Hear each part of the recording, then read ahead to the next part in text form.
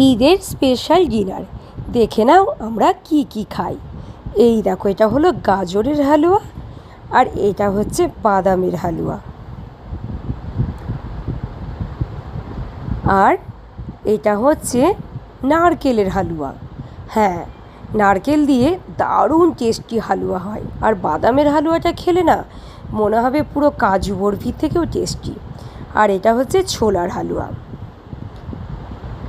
আর এই যে একদম ঘন গাঢ় দুধের পায়েস,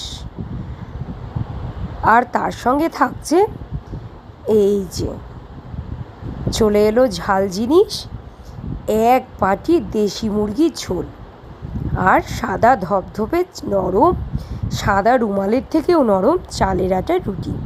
এই ছিল ঈদের ডিনার। আর ঈদের লাঞ্চ আর ব্রেকফাস্ট সেসব নিয়ে আবার পরে আসবো। টাটা।